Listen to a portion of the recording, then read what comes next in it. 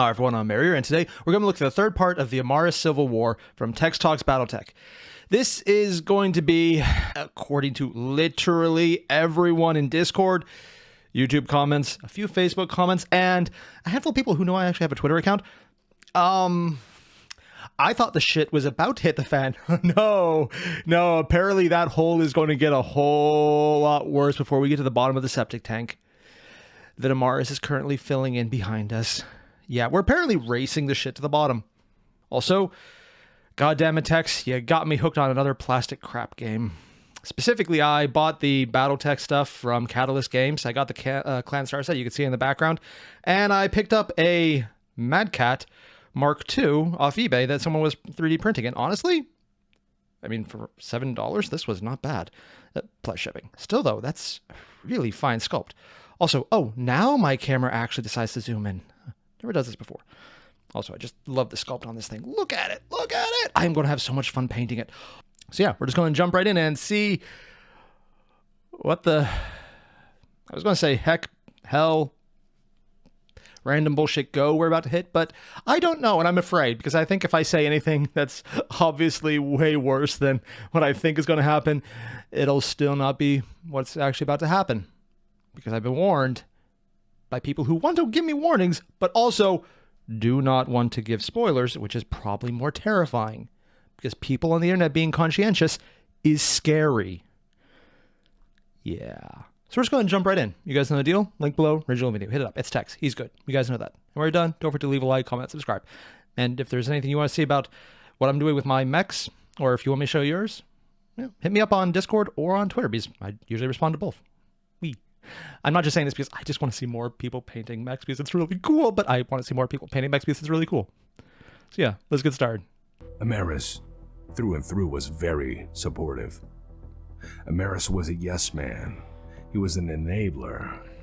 Kerensky was a sour reminder to the limits of his power, his reach, and his ability. By refusing to side with First Lord Richard Cameron, Kerensky had pushed himself out of the First Lord's circle of trust. Yep.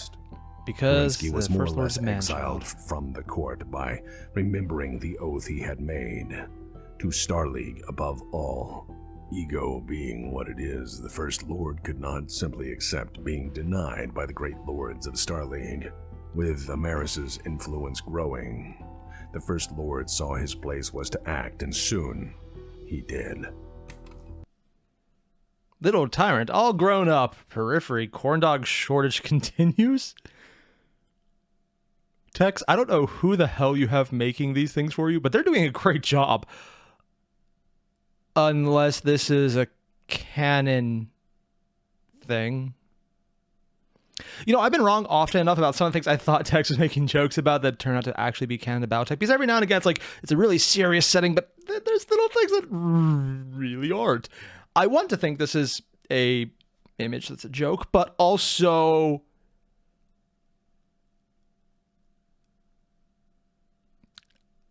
if someone knows, let me know. I would appreciate it. Thank you very much. Yeah. Also, just hearing everything about what's happening with baby boy Cameron over here just being a man-child, and this hurts. It's like, oh my God. I give the houses in the inner sphere a lot of grief, and I give the clans a lot of grief. Because sometimes they have issues. They have a lot of issues. They have so many issues, but I can get that as, okay, here's some things that you know are wrong, but there's a reason you're doing it because for you, it makes sense, but you an idiot. And I'm getting that right here too. But I'm getting it so much worse because literally every single person who is not Cameron should know exactly what is happening right now. Like, this is not, covert action. This is, the king is wearing no clothes. That is obvious to everybody but the fool on the screen. Like every single great house, the ones who are not enraged by his idiocy, which might be none technically, and for far as I know, that might be why they're not catching on to it, because they're literally enraged by the idiocy of what he just said. Actually, yeah, that's probably exactly what happened. But for anyone who hasn't been or been able to get over it, they should be looking at this going like, huh. And Amaris, the guy we should be watching and who we get reports about, he's building up his army, but we're ignoring. To be fair, that might not have actually reached them because people, again, were ignoring it. He's really siding with this entire disarmament thing. Huh. Oh, nothing to see here. You don't have to be a strategic genius to see where this is going. Which is why I'm terrified that if I see this happening, and it's obvious, and people keep telling me, oh no, it's getting worse, and I know I keep saying that because it keeps freaking me out. What the hell is about to happen? In magnificently foolish retaliation and urged on by Amaris, the First Lord Richard Cameron dissolved the High Council completely. Oh! Again, with Stefan Amaris being a very strong influence. Richard Cameron embraced the full power of the First Lord and began... Oh my fucking god, dude, really? I thought Little Tyrant All Grown Up was a joke, but no, it's... I'm almost convinced now this is an actual in-universe news piece. It's like, yeah, Amaris, I'm sure they don't listen to you. They don't respect you. Get rid of them. All of them. Oh my god. Began to rule with an iron fist. Richard Cameron issued He's literally building his own straw man. 2763, which significantly increased taxes across the inner sphere. And worse, the tax burden was not equal. The tax burden on the periphery was catastrophically higher. This was a problem, as it was a highly illegal act and more...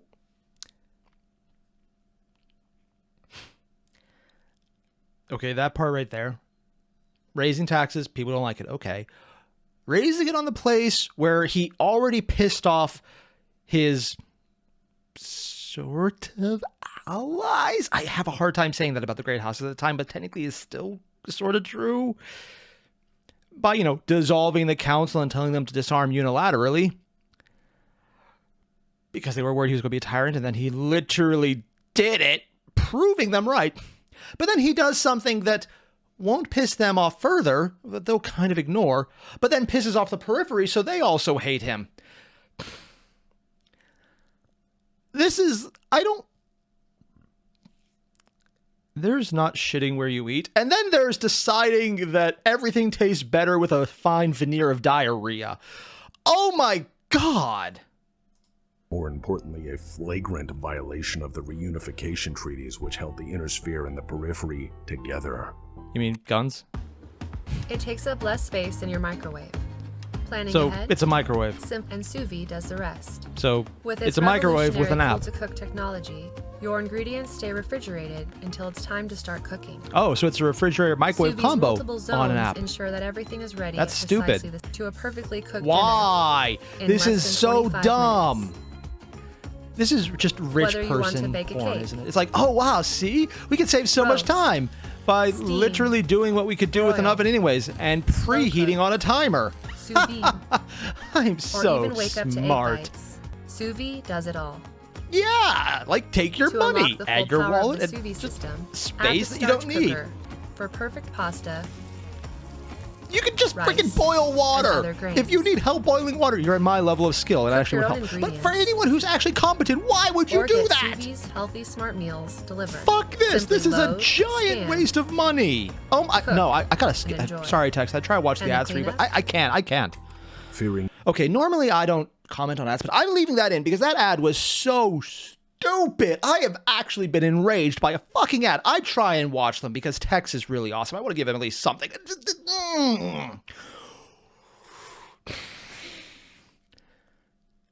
Not a comment on the video, but it needs to be said. That ad was a giant waste of space that literally is trying to say, hey, do you know what no one needs or ever needed? A really expensive, very hard to fix, and totally useless piece of shit to replace a pot and heat.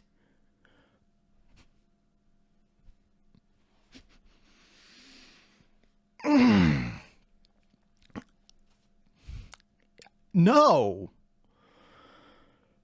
I'm actually annoyed about that. I'm going to leave that ad in, and I'm going to leave my commentary in because that is such a scam. It's like saying, do you know what's really awesome instead of a bike lock? Putting your bike in a block of concrete. That way, no one can steal it.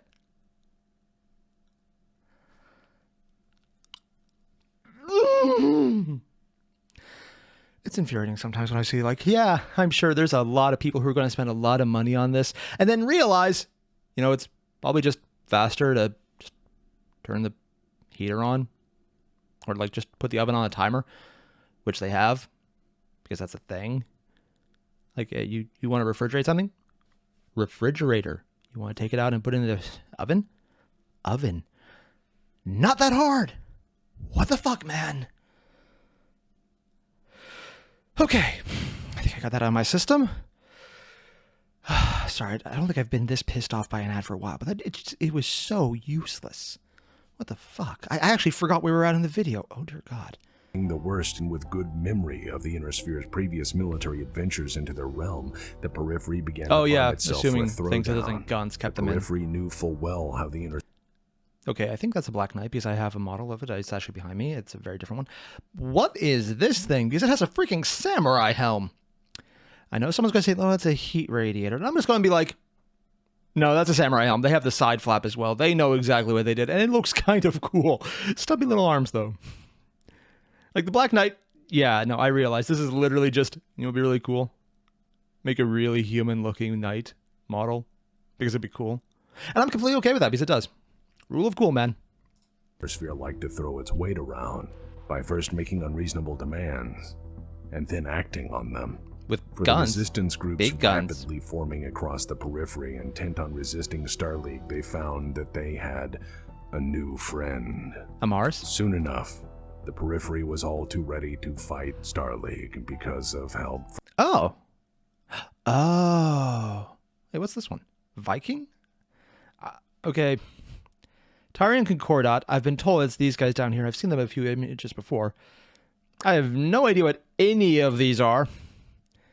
I mean, other than, you know, RimWorld. It's weird that this one's a Periphery, though, because it's almost as big as some of the Inner Sphere. Hell, it's bigger than the Hegemony. Granted, for them, it's the tech base. And they're also about to go away. So, still. Huh. That's tiny. That's tiny. These are... This one's relatively large. This one's huge.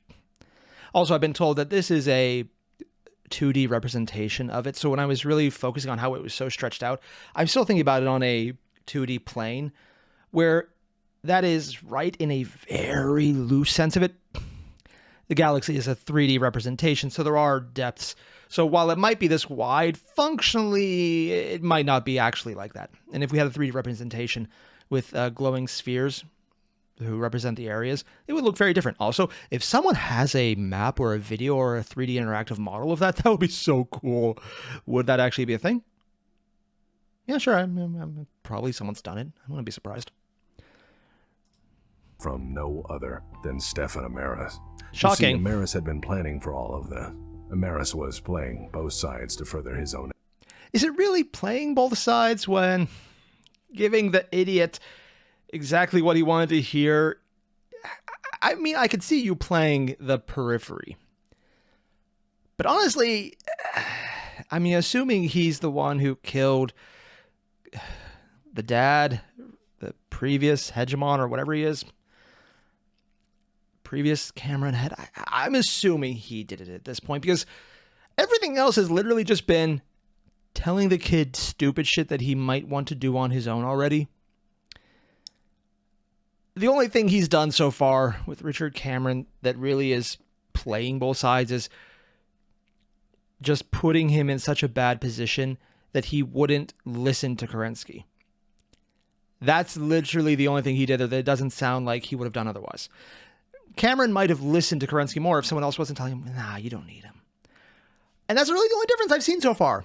Because the kid seems like an idiot who would try these things. But maybe Kerensky could talk him into doing it in a more acceptable manner, or talk him down, or just listen to him. It just sounds like it would be a really smart move. So far, everything he's done is literally textbook. I'm going to give everyone what they want, and they're not going to look at me because they don't like looking at the guy negatively who's telling them nice things. And even though it sounds like I'm being dismissive about that, goddamn, is that accurate and very par for course, and it makes sense because that's a thing people do. It annoys me because this is sensical and not far-fetched. And I get it. It bugs me because it's realistic, and I can see this working very well, and I'm pretty sure if I went into history, I'd find examples of it. God damn it, he's pissing me off because he's doing a good job of doing just what he needs to and not something overly elaborate yet. Name. Amaris had, after all, inherited a nation from a family hell-bent on building the biggest military in the periphery, and certainly more than many times the size of Great House for strength. Amaris had Many even times, oh my. used his friendship with the First Lord, Richard Cameron. Really? I love this edit. You can actually see specifically where the edit is because there's a different shade. This is a little darker than the rest of it. And it's also much more uniform where the rest is kind of less so. And you can see where a few lines cut off. And they just have it right here. Amaris is party barge, not a warship. It's a party in here. You want to come in? Don't worry. We have bullets. I mean, happy friendship poppers that go through you and then you stop. Because party! Oh, that sounds believable. I wrote, yeah. To buy mothballed SLDF ships by the flotilla, boosting the Rimworld Republic fleet to 270 warships, something that SLDF intelligence pointed out until people stopped listening. Stefan Amaris had even leveraged his nation-state's vast wealth. I mean,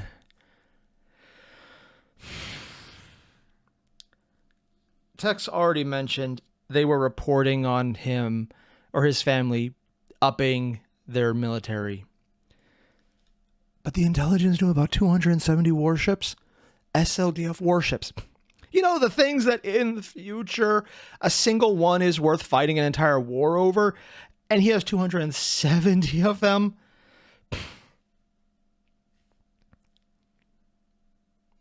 I don't know what's more impressive.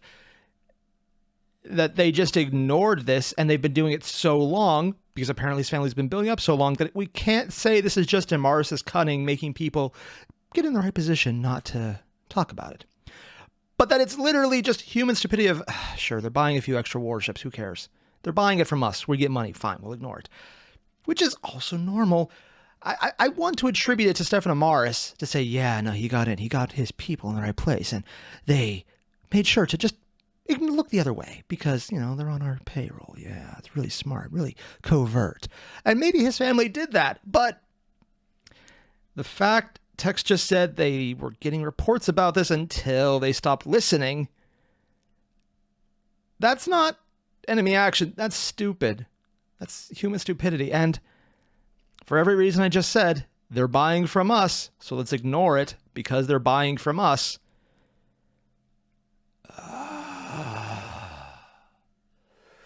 It bugs me because this is a very likely way someone would act, even without outside influence of someone saying they should be paid as well. This is definitely not a bribe. Oh, dear God, I don't even know. Oh. Also, when your entire base of power is SLDF warships, and you just sell them, yes, mothball, because you have the better ones, but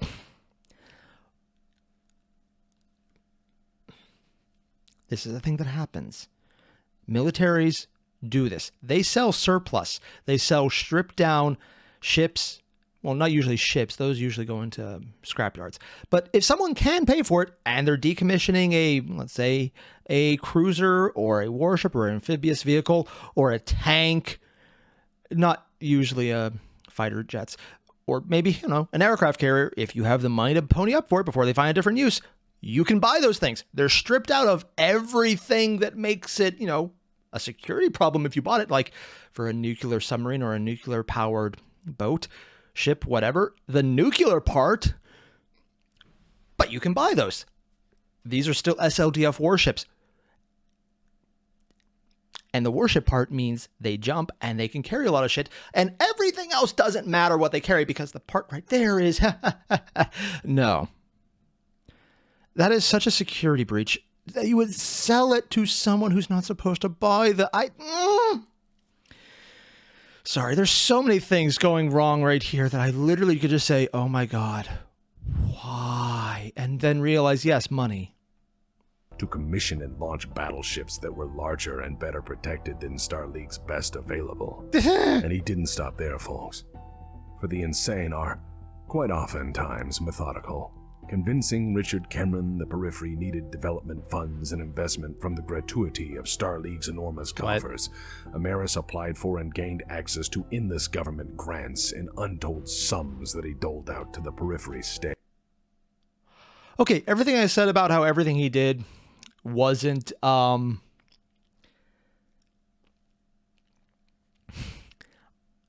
until literally the last 5 seconds, everything Amaris did was kind of like, okay, yeah, I've just been in the right place at the right time to say the right thing to the person who should not have heard it, and it fucked up exactly like I wanted.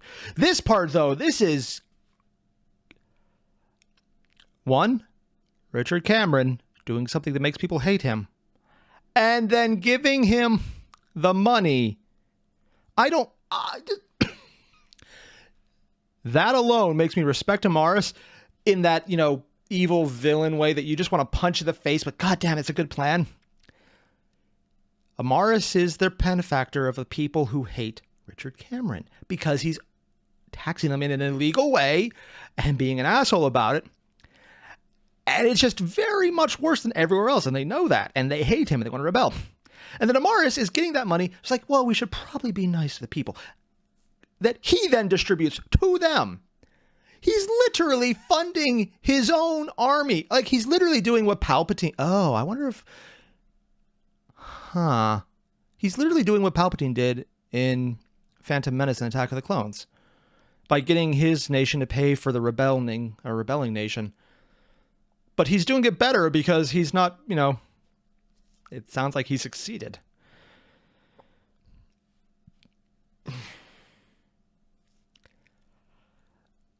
He's literally having Cameron being a dumbass to finance the people who want to fight Cameron with Cameron's money. But they like Amaris for it because he's the one doling out the grants. It's kind of brilliant. With these extensive funds, he attracted all those that who comes felt there. the leash of Starleague, from patriots keen on once again earning self-governance to the bitter dispossessed. Wait, no, that's the Turning Concordia, and that's Amaris then, because he has... Wait, those are not elemental? Oh, okay, I see. It's an actual mecha in early design, and it's just a really awkward angle to look like it's only a little taller than him, so he's actually really far superimposed over it. Okay. Amaris supplied them all. With enormous funds came self-defense contractors from the Inner Sphere, who soon armed the Periphery with the best weapons money could buy. With seemingly unlimited resources and access to powerful warfighting technologies, unrest in the Periphery accelerated exponentially. Shocking. Requiring the people that hate you just gave guns to, are using them. SLDF divisions into the greater Periphery military region. The SLDF found itself spread thin, fighting terrorists. Okay, I know this is supposed to be energy, and it's an energy gun, and it's honestly a cool looking mech, but why does it look like they're having a water soaker fight? Like, literally, it's just an artistic choice here. It looks like he just got splashed in the face, and the guy's going, ha ha, got you, trying to exercise paintball, ha ha. That'd be pretty fun. I cannot speak today. Pretty fun. It's not what it is. It's energy splashing off the armor. Also, is that a Black Knight? I think it might be, yeah. Very common head design, or unique head design. But just, no idea what this is, though, but it looks cool. I don't know why, though. It's like giant saucer angle. I have no idea what it is. It looks like it has a face. I really want to know what the model this is. Insurrection movements and mired in a series of hit-and-run engagements against a sophisticated guerrilla movement, one adept at hiding is that an Irby? And fully supported by a civilian host. Sorry, this is the first time I've seen an Irby actually being used in art that's not specifically Irby focused. Like, all of them are fighting. He's running in with what definitely doesn't look like Dio's stand. Yes, I do think it's a JoJo reference. And JoJo's been around long enough that there's a possibility that's actually the case. I don't know, though. And then just random Irby's like, I'm helping. Population.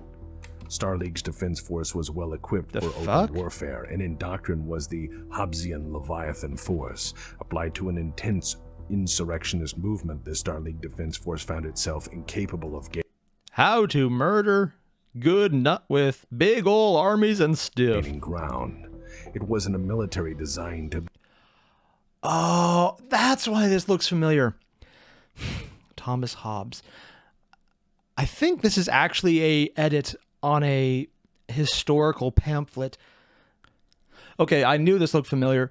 The entire thing they had there was an edit of Kerensky on top of the actual Leviathan pamphlet by Thomas Hobbes.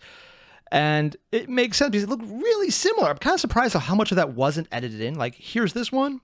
And when we pan over to Kerensky, this is what we got here. If we just back up a second. Yeah, like right here. You can see there's a lot of it that really does hold similar. Like just going in it, but yeah. Yeah, why is it doing? Yeah, just check this out. You can see a lot of the similarities here. And then when we go over to the other one, and I'm just going to pull it up right now. Yeah. It's a nice little edit there, and I can actually see that working in universe. Cool little shout out there, Tex. Force was well equipped for open warfare, and in doctrine was the Hobbesian Leviathan Force. Applied to an intense probably a shout out if it's actually called the Leviathan movement, Force. the Starleague Defense Force found itself incapable of gaining ground.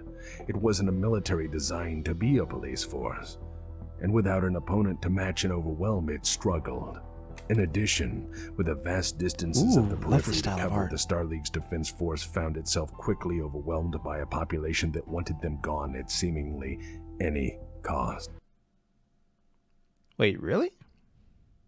Sorry, I know he's talking about right now they're not used to being a police force, but beforehand, their entire modus operandi was, boom, you're dead, leave. Oh, you can't because you're dead. So now it sounds like they were trying to be less satirically evil. Let's go with either one. But, holding back is why they failed, because they were trying to be a police force and not the dead force, which is what they previously did in the periphery. Also, little Molotov right there. Or a grenade. Yeah, it could be either way. Also, just the mechs in the background just looming there, backlit. Great art. Love that look. It's like super low detail because it's not the focus, but also incredibly menacing. Really well done job. Meanwhile, Amaris, playing friendly as ever, offered General Kerensky information on terrorist groups operating in the Torian Concordat. Information that Kerensky dutifully acted on.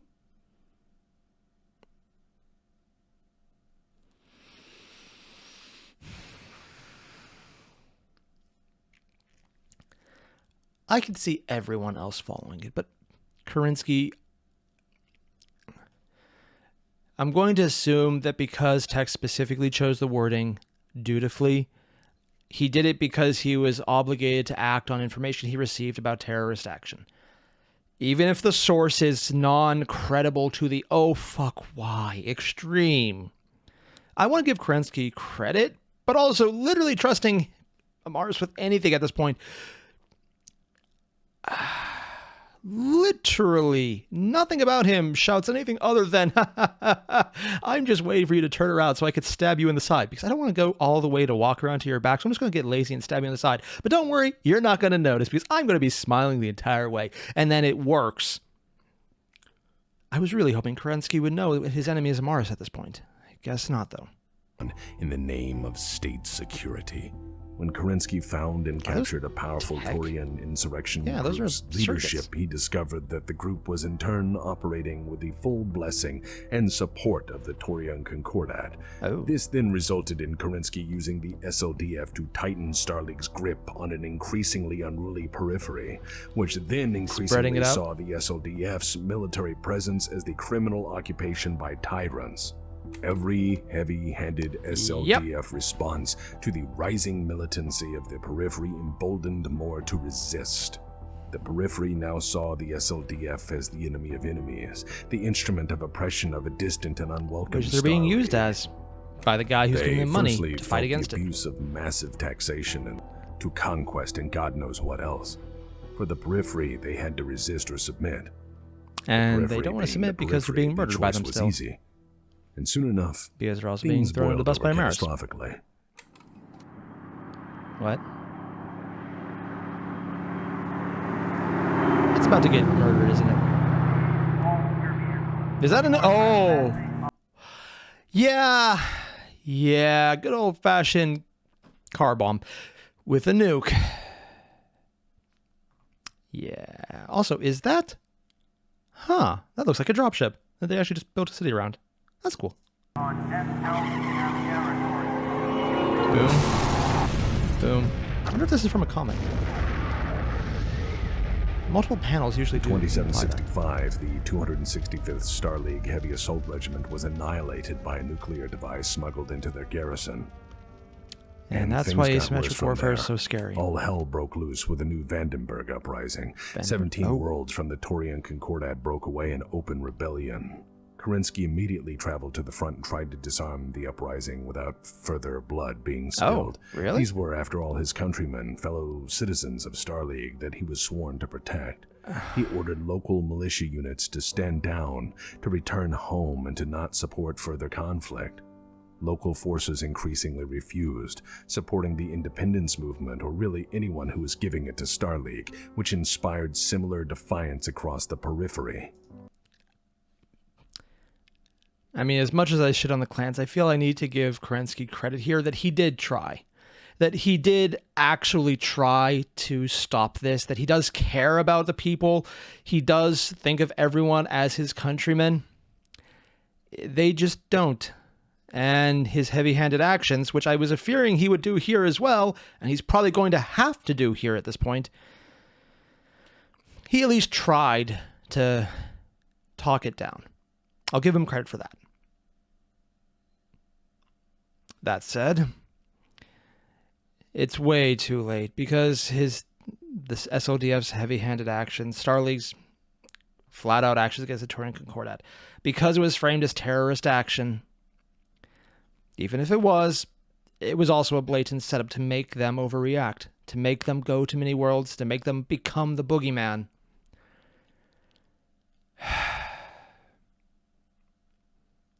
This is really getting hard to watch because a lot of the last 20 years, you could just see this type of conflict happening in real life. And it's hard not to draw parallels. After all, local units had stood up to the big bad government, which flinched instead of annihilating them outright. Kerensky's unwillingness to absolutely crush them out of compassion resulted in widespread perception in the periphery that Star League had gone soft. Which, the ironically, quickly spread is not through the sense. periphery. The magic. Oh, this is a weird mech. The more I look at it, it's like muscular linkage to the circular cannons, but bulbous sections. That is a really weird design. Especially, it's very ape-like in the design of the nose, the sides. This is a really weird mech. The sitting squat legs. It's a really weird mech design. Also, I love the entire thing. It was like, yeah, they went soft, even though we're rebelling because they're horrible and vicious and they would never do anything. They would never step down, but they're also soft so we can hit them. But also, they're the person we need to fight because they will kill us all, but they're also soft. There's a level of cognitive dissonance here that, again, is perfectly believable because it's whenever someone stops to think about it, it's like, wait, we're rebelling because they're being too hard? But we're going to keep fighting because they're not? Huh? It only makes sense if you're thinking about winning, not about why you are fighting. And that's just kind of how a lot of people think whenever they're swept up in a mob mentality of us versus them. This is really hard to watch. Magistracy of Canopus and the Outworlds Alliance.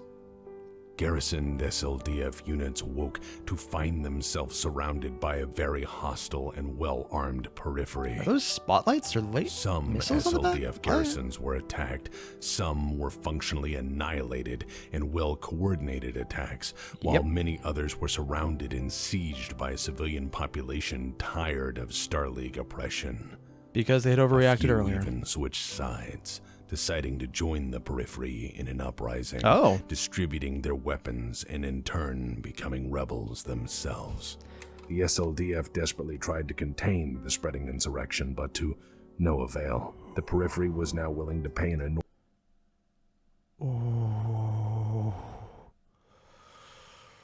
Ooh, sorry, this is literally Starship porn for me right now.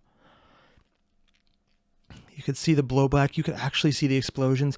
More importantly, you could see the explosive decompression from the air blowing aspects out. And you could see the crushing where two starships. This one had to have been fumbling down because it had split apart here, and then there was crushing marks over here where it's blowing itself up. But this one is running into here, and because of how it's crushing into it, so it's literally probably spinning into a starship, which it then rammed into what looks like an orbital plate. The level of detail in here. This is beautiful. It's, literally just things going really, really wrong. Because I thought it was a missile at first, like, no, that is a very big ship. A very big warship. And this thing is crushing it through mass. Like, just the actual impact, you could see it bowing the ship. Oddly enough, this ship is holding up really damn well. I mean, it's destroyed utterly. But it hasn't exploded yet.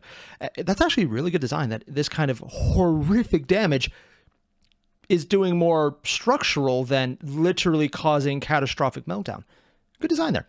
But also really freaking cool looking. That as it's exploding and tearing itself apart and decompressing, it still has enough mass to do that. God, I love this art. Enormous prize to push Starleague out and free themselves from their oppressors. Suicide attacks were the most common tactic of the early uprising, and catastrophically effective. When you don't need to worry about surviving, vessel detonated it's easier to get your the Starleague way. battleship Nebraska. Not always successful. Kerensky saw, perhaps for the first time, the true strength of enemy resolve. That he had been They weren't ignoring. interested in merely hell, if it even pushing made it to him. garrisons off planets anymore. They were taking the fight to the SLDF wherever they were. What was initially sporadic suicide attacks and disorganized resistance blossomed into organized military resistance. Because when you see that desperate attacks have results, it makes you think, hey, maybe we'll survive hitting them. This is something I hate, but it makes sense, because this is why suicide attacks are effective. Not because of what they achieve in the attack itself. Almost never is that going to be the actual effect. Sometimes, like in the clan invasion, I think it was Tira Mulbarg, whatever. I have the card for her as a pilot. She crashed into a clan ship and killed the Ilkhan. That is an example of a suicide attack that the attack itself had value. Normally, though, it's not a value of what it achieves. It's what it projects power-wise, showing that something can be hurt that normally is well beyond their capability. It's a terror tactic, specifically to cause terror for the enemy, while also boosting your own morale, saying, see, we have the capability. It's high cost, but we can do this. And then it bolsters people who don't want to die to join because they might survive joining. Will they? With everything people are worrying about, I'm going to say no. But the psychology behind it and why it's effective does pan out. And I hate it because it's accurate, and it's annoying to have that thrown in your face. I haven't mentioned it a lot because it's been so fitting I kind of overlooked it. That music Tex is playing in the background, like, just listen to the few seconds of it. Just like a little classical melody. What was initially? It sounds like a very slow, not even a waltz, like a waltz slowed down almost. Classical chamber music, probably.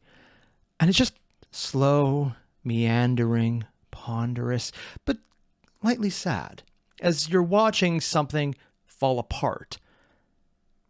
And while all of this is horrible, and it's massive, and people are dying, and there's a lot of things blowing up everywhere, it's still a small fire, and he's realizing it's getting to be a much bigger fire. And you just hear this small, sad music in the background, and I love the choice of it. For audio, it is just so fitting. It's just great. It's a really good choice. That said, I'm going to cut this one here because this is hard to watch, man. because it makes sense. It's just like rubbing history in your face right now.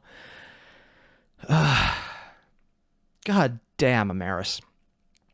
I was kind of wondering why people thought he was so brilliant. And up until today, I was like, yeah, he's just kind of doing something that works.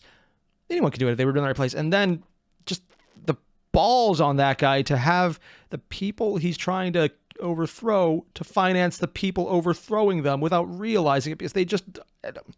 And everyone is listening to him, even Kerensky, when he gives him... I keep saying, if you're the guy who gives everyone exactly what they want, everyone likes you. Especially when you don't actually want them to like you. That's just a nice side effect of them listening. God damn, the balls on that guy. And there we have it.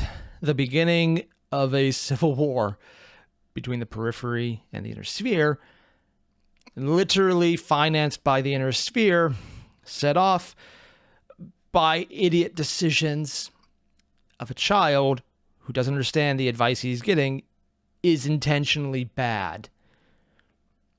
And then when he's given a solution to make things better, it's by a guy who knows exactly what it's going to do and make sure he's the one visibly seen giving the help.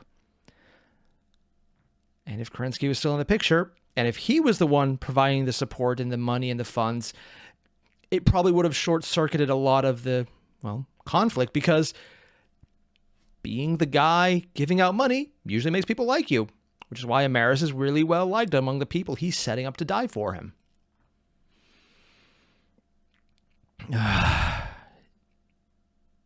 I hate him so much because his plan makes sense and it's reasonable.